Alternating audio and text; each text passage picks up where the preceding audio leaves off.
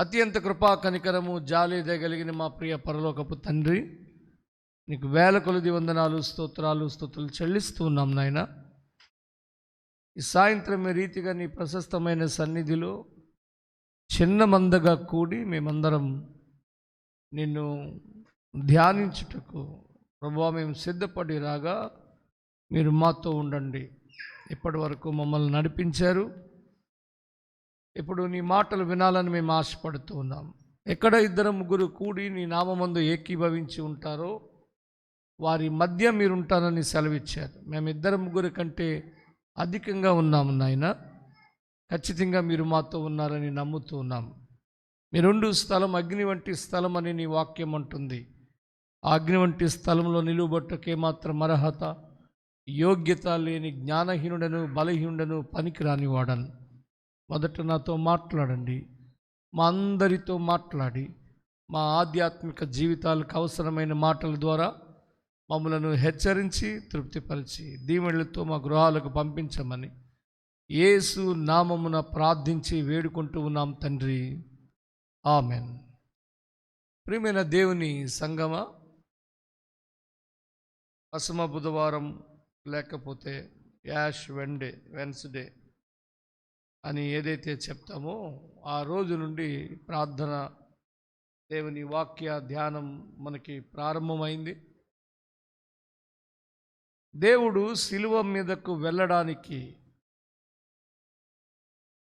కారణం ఏమిటో తెలుసుకునే ప్రయత్నం, ఆ ప్రయత్నంలో ఆయన చేసిన త్యాగం,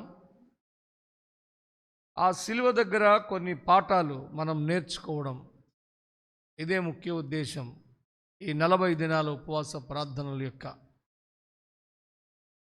ఒకవేళ యేసుక్రీస్తుగా దేవుడు ఈ లోకానికి వచ్చి మరణించకపోతే మనం ఎవ్వరిమీ కూడా ఈ భౌతిక సంబంధమైన మరణం తర్వాత నిత్యత్వంలో దేవునితో మనం యుగయుగాలు జీవించలేం.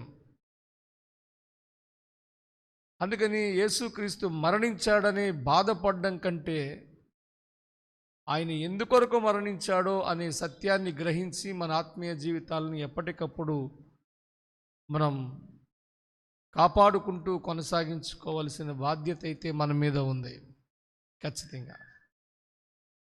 అందుకని మనం 2వ దినాన్ని నుంచి దేవుని వాక్యం ధ్యానిస్తూ వచ్చాం.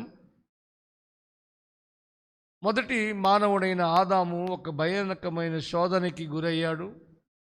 ఆ శోధన నుంచి మనలందరినీ తప్పించడానికి కడపటి ఆదామైన యేసుక్రీస్తు ఆయన ఒక శోధనను ఆహ్వానించాడు. మొదటి ఆదాము శోధనలో పడిపోతే కడపటి ఆదాము శోధనను గెలిచాడు, శోధనను ఓడించాడు. అయితే శోధింపబడిన తర్వాత, అతడు పతనమైన తర్వాత ఏం జరిగింది ఈ లోకంలో? మొదటి మానవునికి ఏం జరిగింది? ఆ మానవుని నుంచి ఉత్పత్తి చేయబడే మానవ జాతంతటికి ఎలాంటి పరిస్థితులు చోటు చేసుకున్నాయి? Very simple. శోధనకి గురైన తర్వాత వారు ఏమయ్యారు అనంటే, ఏం జరిగింది అనంటే, పాపము లోకంలోనికి వచ్చింది. వారిద్దరూ పాపులైపోయారు. అందుకు బైబిల్ గ్రంథంలో ఆదికాండం 3వ అధ్యాయం దగ్గర మనం చూస్తే కొన్ని విషయాలు ఇక్కడ మనం చదువుతూ ముందుకు వెళ్దాం. మొదటి వచనం ఇలా ఉండింది: దేవుడైన యెహోవా చేసిన సమస్త భూజంతువులలో సర్పము యుక్తిగలదై ఉండెను. అది ఆ స్త్రీతో, ఇది నిజమా? ఈ తోట చెట్లలో దేని ఫలములనైనను మీరు తినకూడదని దేవుడు చెప్పెనా అని అడిగెను అని రాసి ఉంది. ఇక్కడ జరుగుతున్న సందర్భం ఏమిటి అనంటే, వాస్తవానికి దేవుడు సృష్టిని ఎలా చేశాడు అనంటే, మొట్టమొదట విశ్వాన్ని తయారు చేశాడు. విశ్వము అనంటే ఈ భూగ్రహము, దీన్ని కేంద్రంగా చేసుకొని తిరుగుతున్న కొన్ని గ్రహాల కూటమి. దీనిని సౌర కుటుంబము అంటారు, సోలార్ సిస్టమ్. ఇలాంటి కొన్ని వందల వేల కోట్ల సౌర కుటుంబాలు కలిస్తే ఒక పాల పుంత అనంటే మిల్కీ వే అని అంటారు. కొన్ని వందల వేల కోట్ల పాలపుంతలు కలిస్తే ఒక గెలాక్సీ అని అంటారు. కొన్ని వందల వేల కోట్ల గెలాక్సీలు కలిస్తే ఒక నెబ్యులా అని పిలుస్తారు. కొన్ని వందల వేల కోట్ల నెబ్యులాస్ కలిస్తే ఓల్ యూనివర్స్ అన్నమాట. ఆ నెబ్యులాస్ దగ్గర నుంచి మనం కిందకి ఎలాగా క్రమంగా చూసుకుంటూ వస్తే భూమి ఇసుక రేణువులో 1/1 వంతులో 1/1 వంతు కూడా కాదు. అంత చిన్నది ఈ భూమి, ఈ సృష్టి లోపట. కానీ భూమి కంటే ఆయన విశాలమైన సృష్టిని తయారు చేశాడు. అక్కడ నుంచి ఆయన తయారు చేసుకుంటూ నిర్మాణం చేసుకుంటూ వచ్చాడు సృష్టికర్త అయిన దేవుడు. ఆ తరువాత ఈ భూగ్రహం మీద ఆయన జీవరాశులను కలుగజేశాడు. మిగిలిన ప్రపంచాలలో ఎక్కడ కూడా జీవరాశులు లేరు. రకరకాల వాదనలు వినపడతాయి. దేనికి కూడా ఎలాంటి చారిత్రక ఆధారాలు లేవు. గ్రహాంతర వాసుల గురించి కానీ, అయితే మరొకటి ఏదైనా జీవరాశుల గురించి కానీ, వేరే ప్లానెట్స్ లోపల కొన్ని జీవులు ఉన్నాయని చెప్పే వాటికి కానీ ఓన్లీ అమెరికా నుండి, హాలీవుడ్ నుండి కొన్ని సినిమాలు మాత్రమే వీటి గురించి చెప్తాయి తప్పితే ఎక్కడ చారిత్రక ఆధారాలు లేవు. కానీ అమెరికా దేశంలో చాలా పెద్దవారి దగ్గర నుంచి చాలామంది నమ్ముతారు గ్రహాంతర వాసులు ఉన్నారు అని. ఈవెన్ ప్రెసిడెంట్సే నమ్ముతారు, ఫార్మర్ ప్రెసిడెంట్స్. రొనాల్డ్ రీగన్ అనే ఒక ప్రెసిడెంట్ అమెరికాకి పనిచేశాడు. అతడు ఎక్కువ కాలం కూడా పనిచేశాడు.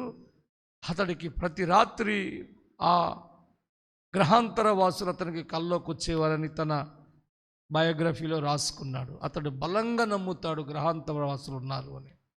ఇప్పటికీ కొందరు లీడర్స్ అమెరికాలో, సంపన్నులు అమెరికాలో వేరే గ్రహాల్లో జీవరాశులు ఉన్నాయని నమ్ముతారు.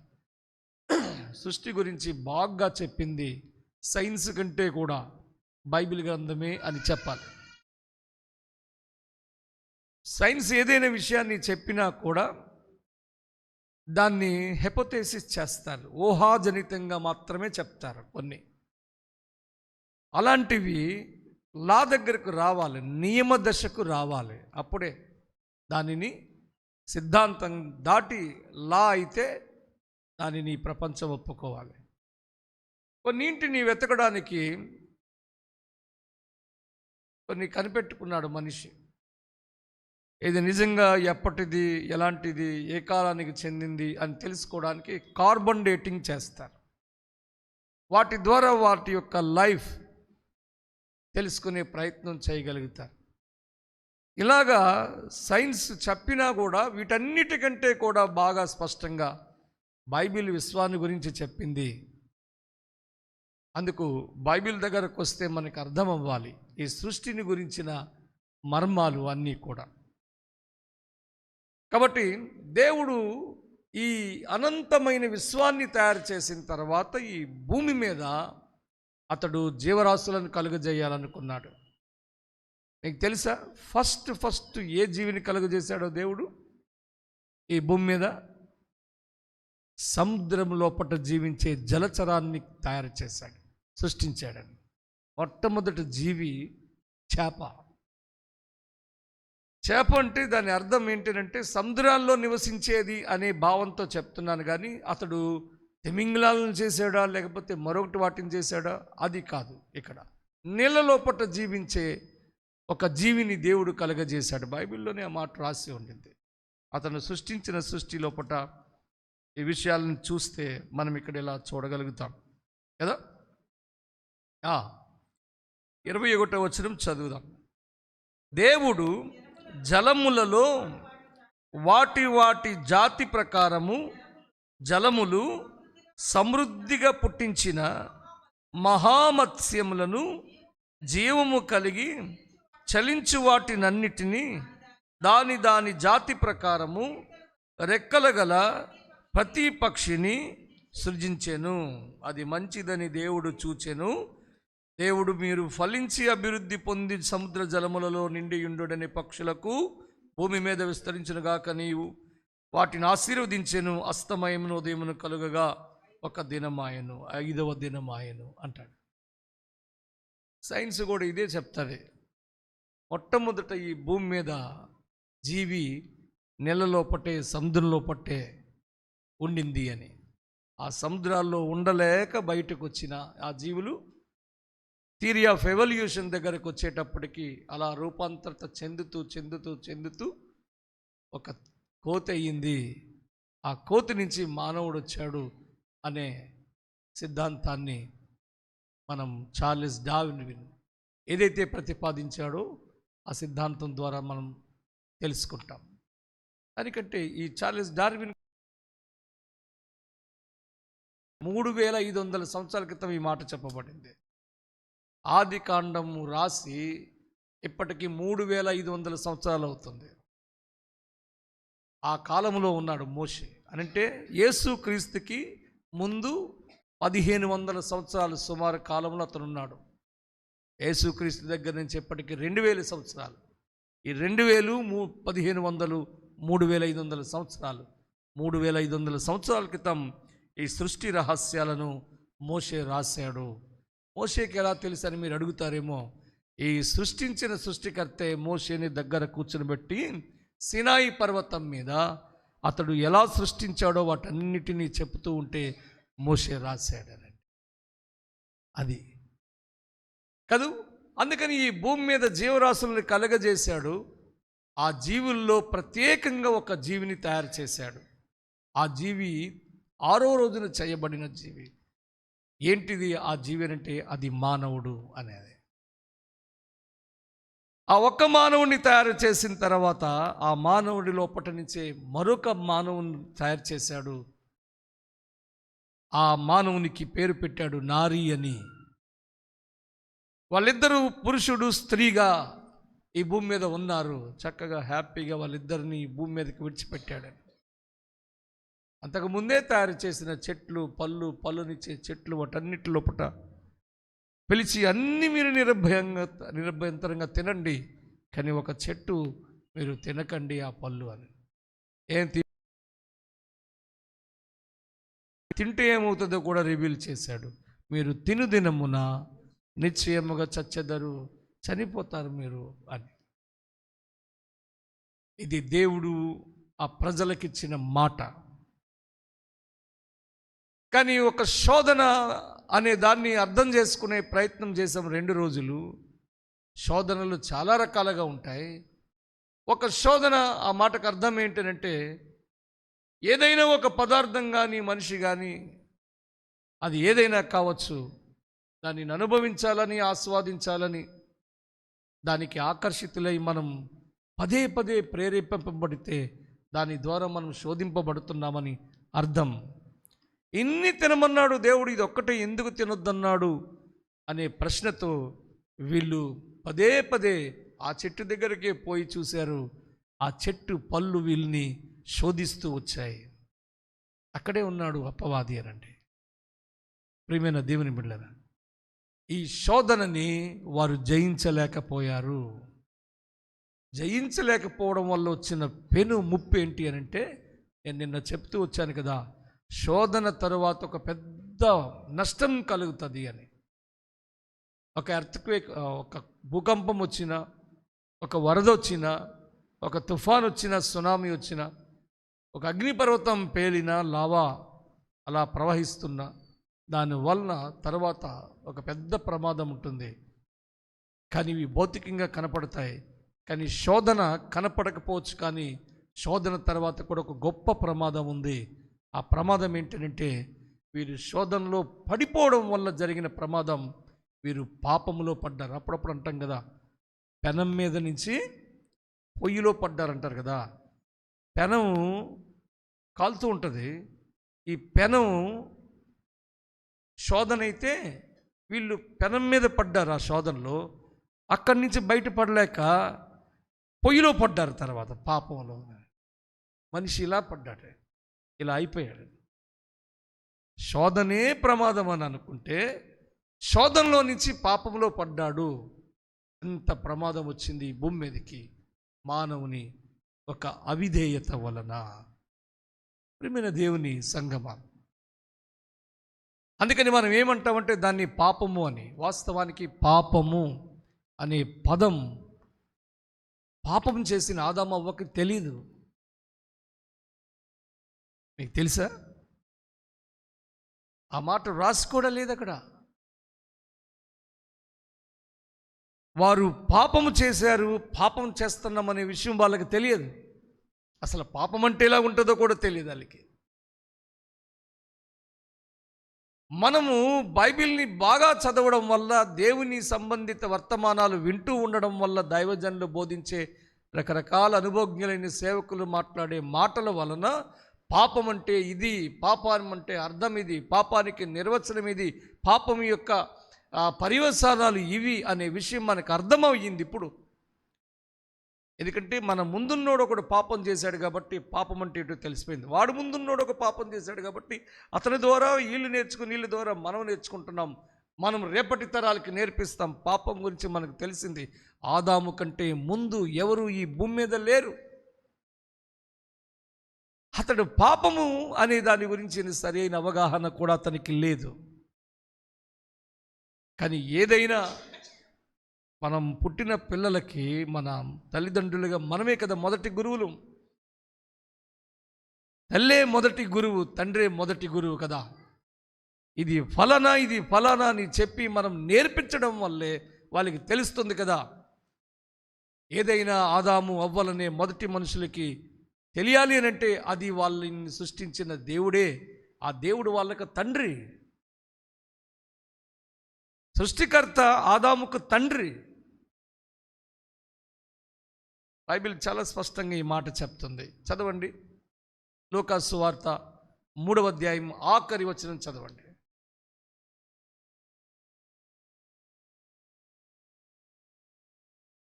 లూకాసు సువార్త 3వ అధ్యాయం ఆఖరి వచనం.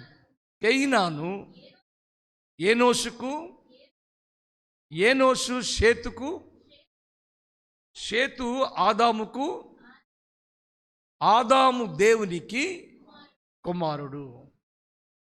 ఆదాము దేవునికి కుమారుడు అని అంటే దేవుడు ఆదాముకు తండ్రి అని అర్థం. అందుకు మొట్టమొదటి గురువు తల్లి తండ్రి అయితే వారికి పుట్టిన బిడ్డలకి ఈ భూమి మీద మొట్టమొదట నిర్మాణం చేయబడిన వాళ్ళు ఆదాము అవ్వే అయితే వీళ్ళకి తండ్రి దేవుడు, ఆయనే మొదటి గురువు అని. అందుకే కొత్త నిబంధనలో ప్రభు చెప్తాడు, మీరు ఎవరిని కూడా గురువు గారు అని పిలవకండి అని. మీకు తెలుసా? మీరెవ్వరు కూడా తండ్రి అని పిలవకండి ఎవరిని అంటారు.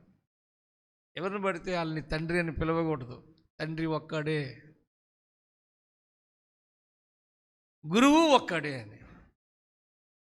అందుకని మొట్టమొదట పిల్లలకి తండ్రే గురువు కాబట్టి ఏదైనా విషయం తెలియాలి అంటే వాళ్ళకి దేవుడే చెప్పాలి. దేవుడే చెప్పాలి ప్రతీదీ కూడా. కానీ ఆ రోజు ఏదైతే వద్దని చెప్పాడో ఆ చెప్పిన మాట తర్వాత ఆయన వెళ్ళిపోయాడు. వెళ్ళిన తర్వాత వీళ్ళు దానికి ఆకర్షితులయ్యారు. మీరు ఒకటి బాగా గమనించాలి. ఏదోను తోట అనేది ఒక కుటుంబం. ఆ కుటుంబంలో 2 పిల్లలు ఉన్నారు. ఆ 2 పిల్లలు ఎవరనంటే ఆదాము అవ్వ. వాళ్ళకు ఒక తండ్రి ఉన్నాడు. ఆ తండ్రి ఎవరనంటే సృష్టించిన దేవుడు.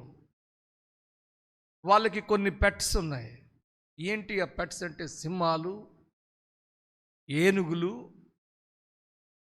పులులు, పక్షులు, ఇవన్నీ వాళ్ళ యొక్క పెట్స్. అంటే మనం ఇంటి దగ్గర పెంచుకునే ఉంటాయి చూసారా, అవి మనతో మచ్చిగ్గా ఎలా ఉంటాయో ఏదోను తోటలో వాస్తవానికి పులి, సింహాలు ఇలాంటి క్రూర మృగాలని మనం చెప్పుకుంటున్నవి కూడా వీళ్ళకి పెట్ యానిమల్స్ లాగే ఉన్నాయి. అంత చక్కగా ఉండేవని. రైవాలిటీ లేదు వారి మధ్య. వీటికి క్రోధం, కోపం అలాంటివి ఏమీ లేవు. అంత చక్కగా ఆదామవ్వలతో ఉన్నాయి. ఇది ఒక కుటుంబం. ఆ ఇద్దరు పిల్లల్ని అక్కడ పెట్టి వారికి ఇవన్నీ ఏర్పాటు చేసి, తండ్రి దేశాంతరం పోయి వచ్చినట్టుగా ఆయన వెళ్ళి వస్తూ ఉంటే ఎంత అన్యోన్యంగా ఈ కుటుంబం కనబడింది. అలా అన్యోన్యంగా ఉన్న కుటుంబాలని పాడు చేయడానికి అపవాది వస్తాడు.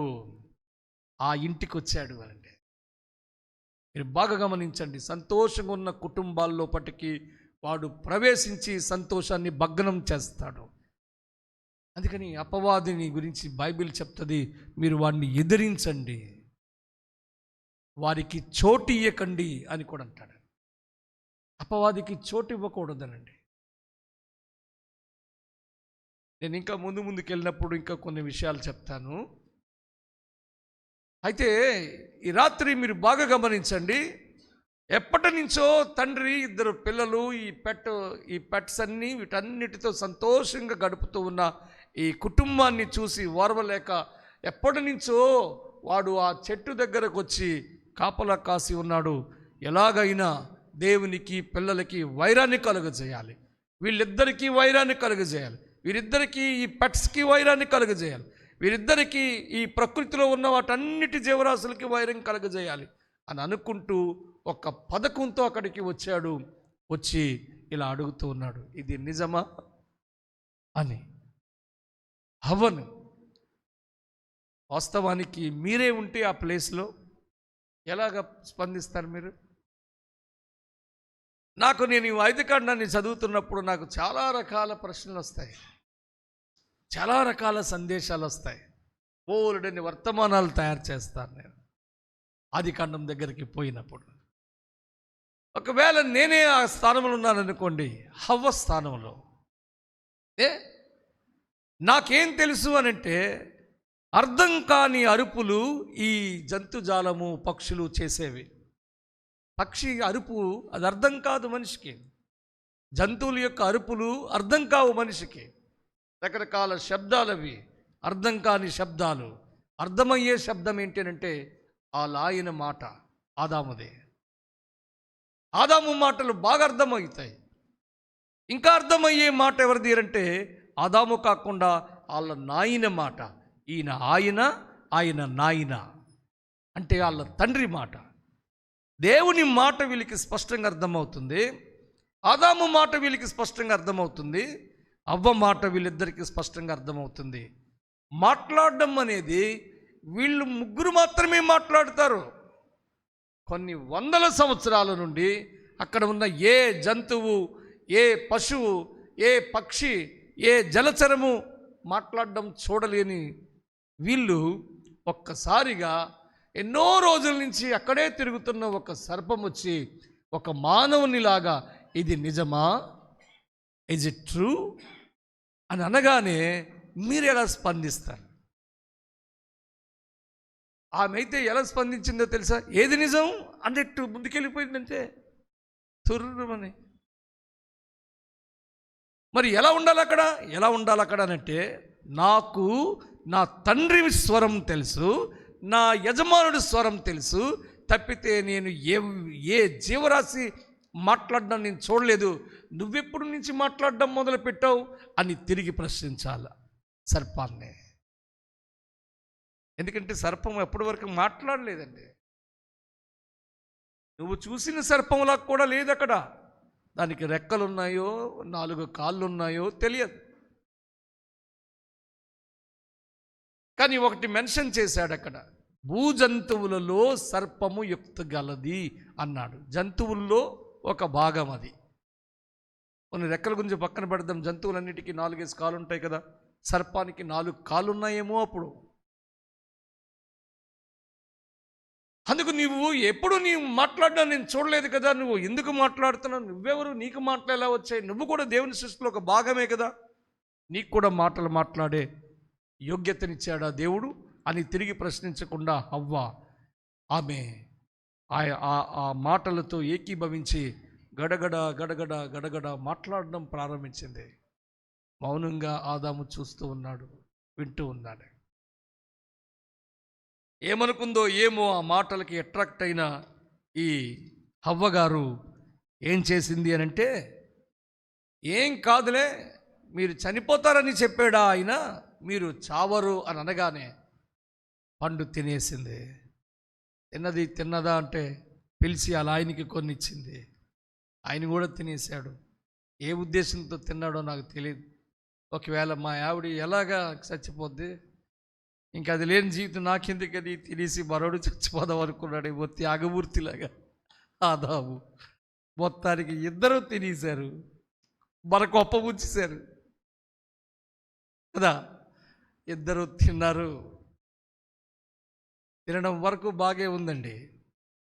ఆయన దేశాంతరం పోయి వస్తాడన్నట్టుగా వెళ్ళిపోయిన తండ్రి దేవుడు ఆయా సమయాల్లో ఇక్కడికి వచ్చేది ఒకటి ఉంది.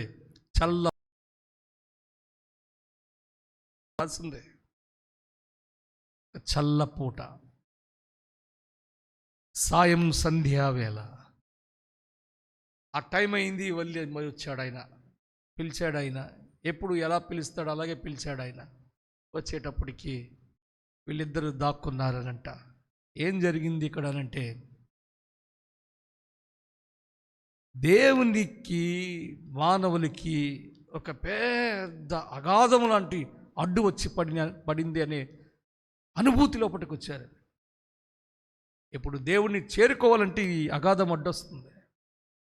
ఇంతకుముందు అదాము అని పిలిచిన వెంటనే, నాయనా నేను ఈ తోటలో ఈ చోట ఇదిగో ఈ జింక పిల్ల కాలికి గాయమైంది, దాని గాయాన్ని కడుతున్నాను అని గాయం కడుతూ దేవుడితో మాట్లాడే యాక్సెస్ ఆదాముకి దేవునికేనండి. ఇప్పుడేమంటాడు, నాయనా నీ స్వరము నేను ఏదోను తోటలో వినినప్పుడు నేను అక్కడ దాక్కున్నాను భయపడి అంటాడు. అరే భయపడవలసిన పని ఏమొచ్చింది నీకు? ఒకవేళ నేను తినవద్దన్న పండుగాని తిన్నావా? ఇప్పుడు అర్థమైపోయి ఉంటుంది మనందరికీ ఎందుకు దేవునికి మానవునికి మధ్య అగాధం లాంటిది ఏర్పడింది అని అంటే, దేవుడు వద్దన్నది తిన్నారు కాబట్టి. ఇక్కడ తినడం ముఖ్యం కాదు, మీరు బాగా గమనించాలి. తినడం కాదు ముఖ్యం, తినాలని తీసుకునే నిర్ణయం ముఖ్యం. అది చాలామంది మనం ఏమనుకుంటాము అంటే, క్రియలతో చేసే దానిని పాపము అని అంటాం. కోర్స్ అది వాస్తవమే. కానీ నువ్వు క్రియాపూర్వకమైన ఆ పని చెయ్యడానికి ముందు చెయ్యాలని నిర్ణయం తీసుకుంటావు చూసావు, అది చాలా ప్రాముఖ్యమైనది. ప్రియమైన దేవుని సంగమ, దానినే దేవుడు ఏమన్నాడంటే పాపము అని అన్నాడు. అంటే శోధనలో పడిపోయిన తర్వాత అతడు ఏం తీసుకొచ్చాడు ఈ లోకంలోనికంటే పాపమును తెచ్చాడు. పాపములో పడిపోయాడు, పాపులైపోయారు అని. ఆ పెనం మీదకి, శోధననే పెనం మీదకి వచ్చి పడ్డాడు. అక్కడి నుంచి పాపమనే పొయ్యిలో పడ్డాడు. ఆ పాపమనే పొయ్యిలో పడిన వ్యక్తి రేపు భయానకమైన నరకమనే అగ్నిగుండంలో పడబోతూ ఉన్నాడు. ఇది అందుకనే శోధనకి బలైపోయిన ఈ వ్యక్తి ఎక్కడికి వెళ్ళిపోయాడు అని అంటే పాపంలో పడిపోయాడు. పాపం వచ్చింది, పాపము. ఇది ఈరోజు మన అంశం, పాపము అని. ఎప్పుడు టైటిల్ చెప్పావా, ఇంకెప్పటికి చెప్తావు ఈ వాక్యాన్ని అని అనుకుంటున్నారు వీరందరూ.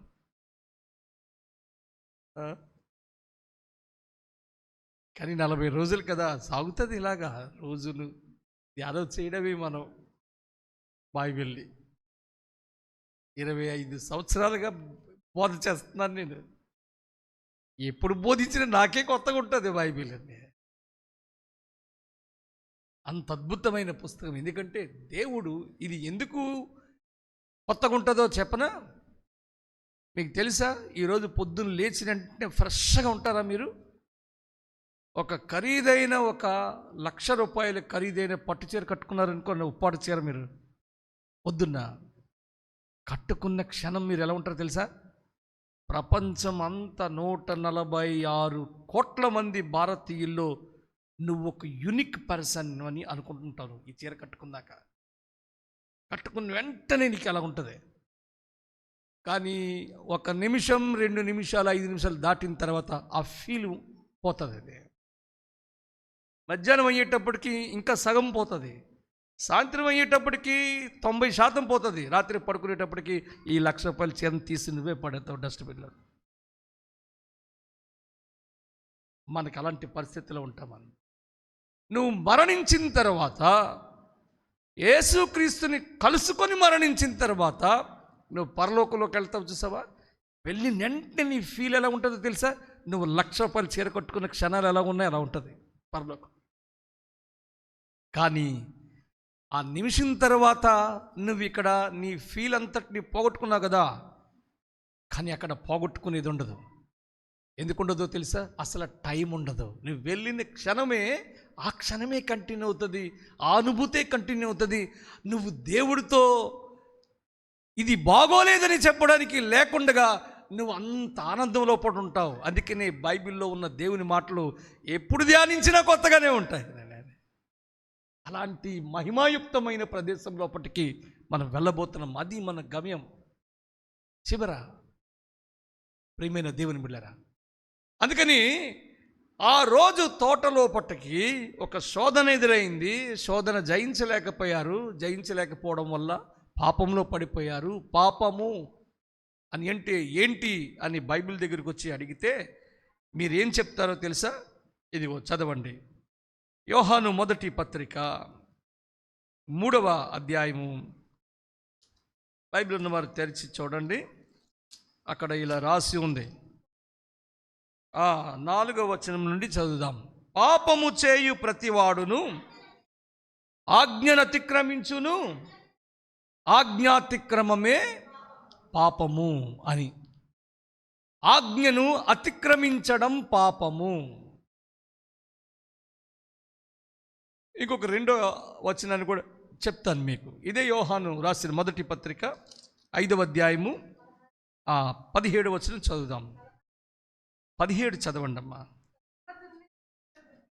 సకల దుర్నీతియు పాపము. అంతే, చాలు, అంతే. పాపానికి బైబిల్లో అర్థాలు ఈ 2. ఒక అర్థం ఏంటంటే ఆజ్ఞను అతిక్రమించడం పాపము, ఆజ్ఞాతిక్రమమే పాపం. రెండవది పాపానికి అర్థం ఏంటంటే సకల దుర్నీతి పాపం.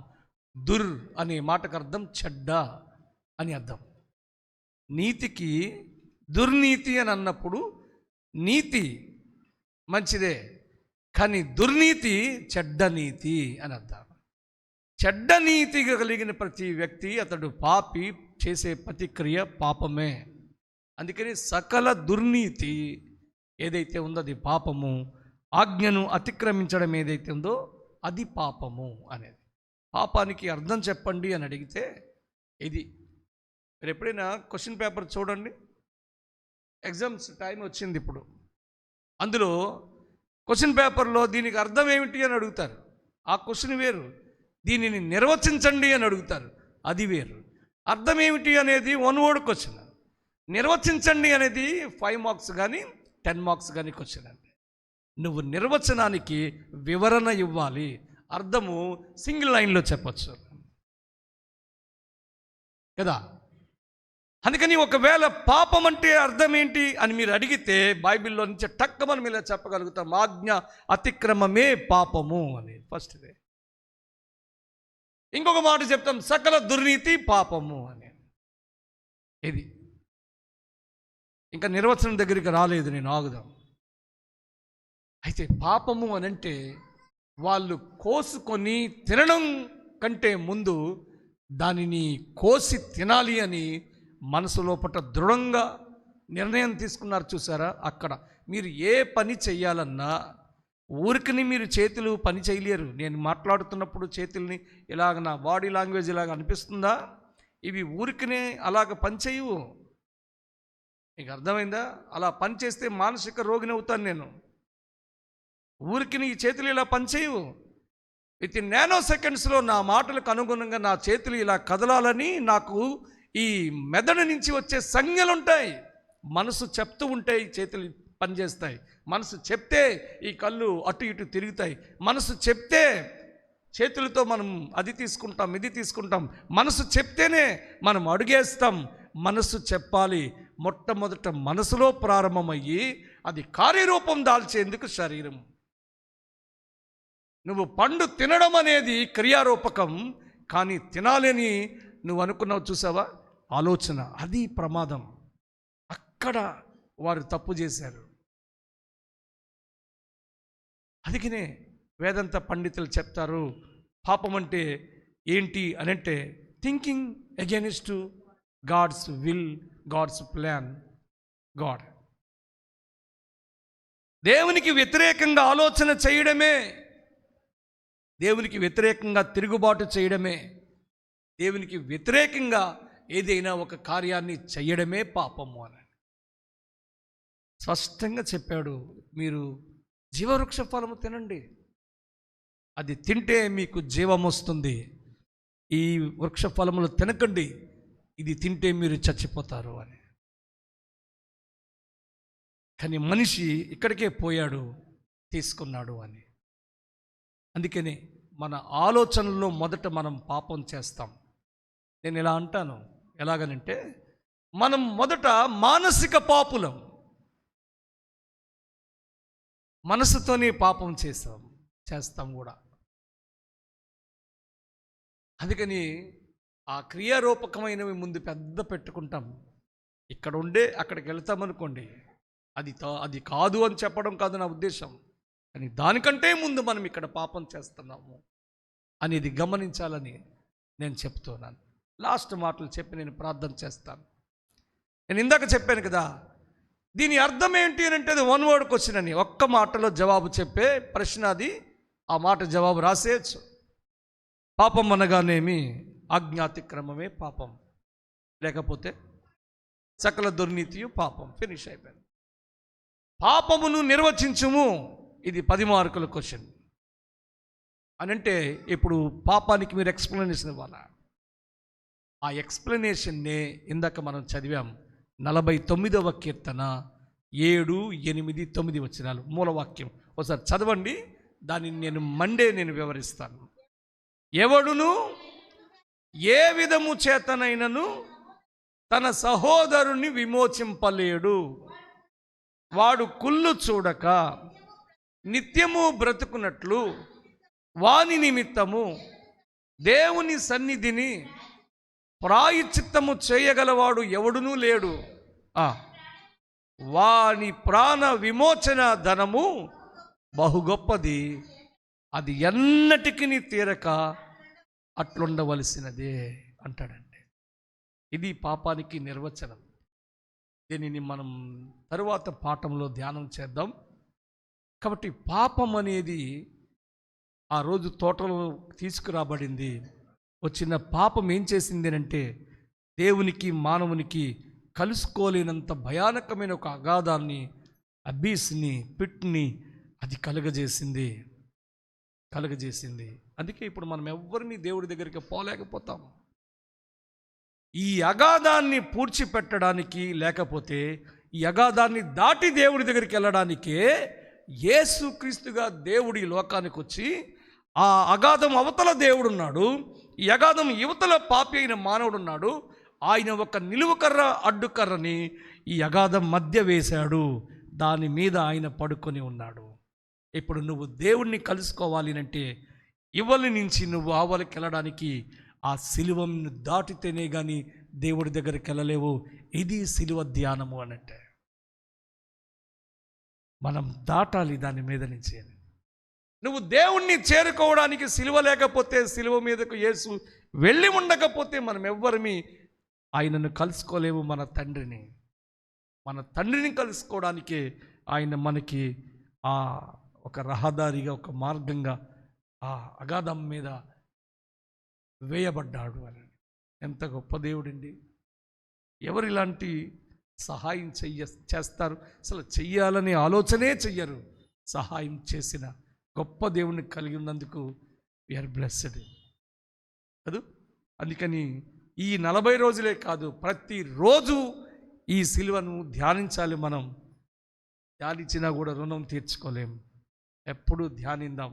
అందుకే ఆయన అంటాడు, నన్ను జ్ఞాపకం చేసుకొనుటకు దీనిని చేయుడి అని అంటాడు. విరిగిపోయిన నీ శరీరం, దాని నుంచి కారిన రక్తం జ్ఞాపకం చేసుకోవడానికి చేయాలి. చేద్దాం, తలలు ఉంచుదాం, ప్రార్థన చేసుకుందాం. ప్రేమ కలిగిన మా తండ్రి, నీకు వందనాలు. ఈ సాయంత్రం ఈ రీతిగా ప్రార్థించే భాగ్యం ఇచ్చారు. నీ బిడ్డలైన వారందరూ నీ సన్నిధికి వచ్చి నిన్ను ఆరాధించి మహిమపరిచారు నాయన. సిలువను ధ్యానిస్తూ మా ఆత్మీయ జీవితాల్ని మెరుగుపరుచుకునేందుకు తండ్రి మేమేం చెయ్యాలో అవి నేర్చుకుంటూ అనేక ఆధ్యాత్మిక పాఠాలను తండ్రి విని నేర్చుకొని వాటిని గాయకొని మా జీవితాల్ని కట్టుకొనుటకు సహాయం ఇచ్చేయండి. మా చిన్న సంఘాన్ని ఆ దిశగా దీవించి ఆశీర్వదించండి, బలపరచండి. చాలామంది బిడ్డలు నీ సన్నిధికి వస్తున్నారు, వారందరినీ మీ చేతులకు అప్పగిస్తున్నాను. ఏ ఏ అవసరతలు అక్కరతలు కలిగి నీ సన్నిధికి వచ్చి మొరపెడుతున్నారు, వాటన్నిటి విషయాల్లో పట్ల సహాయం చేయండి.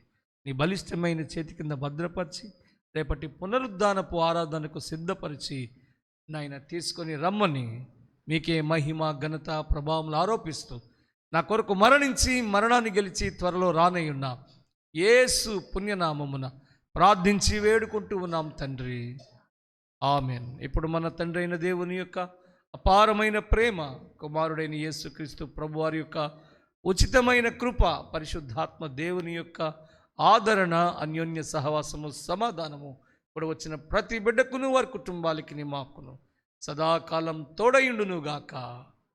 Amen, amen.